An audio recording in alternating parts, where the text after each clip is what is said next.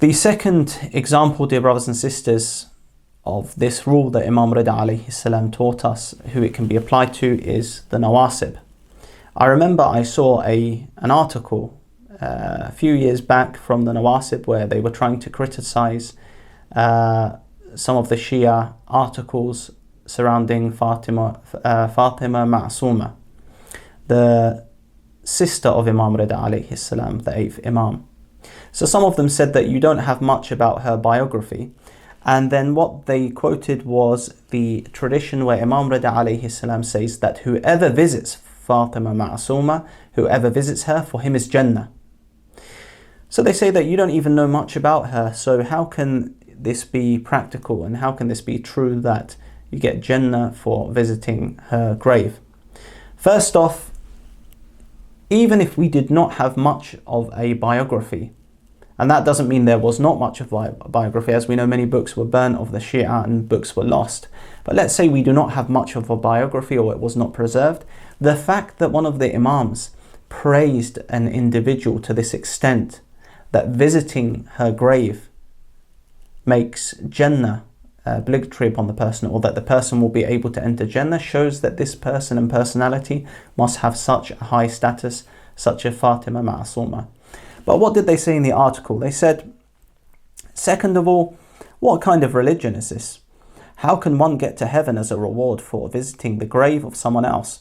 Might as well drop all obligatory duties and just pack up your bags and go to her grave, and that's the end of that. Truly, the religion of the Shia is based on ghulu and shirk. Now, as we know, dear brothers and sisters, Imam Rida alayhi salam, he also said that visiting Fatema Masoumah is like visiting him. But the Nasibi comes here with his logic and says, how can just visiting a grave get you this type of reward? The Ahmaq, who I don't know who it is who wrote this, can be answered in the following way.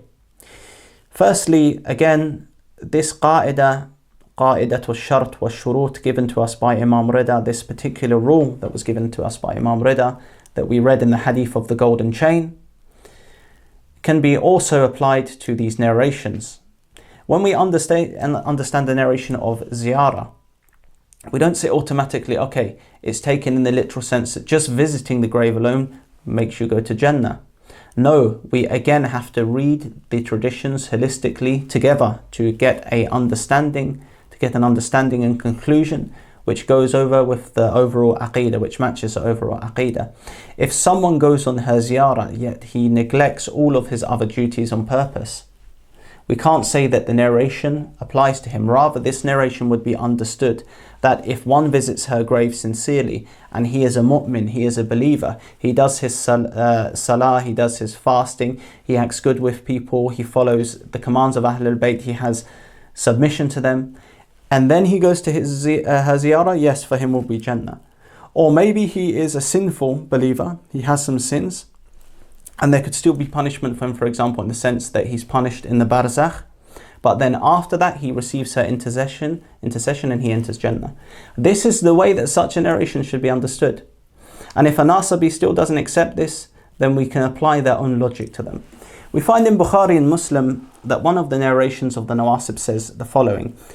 It says about the Shahada that whoever says the Shahada, they'll enter Jannah. And if we just read this narration alone, we'll say that, oh fine, I can just do what I want, just read some Shahada about the Prophet Isa, about Allah Azza wa Jalla, and I'll go to Jannah. Let's just read the tradition quickly before we wrap up this lecture.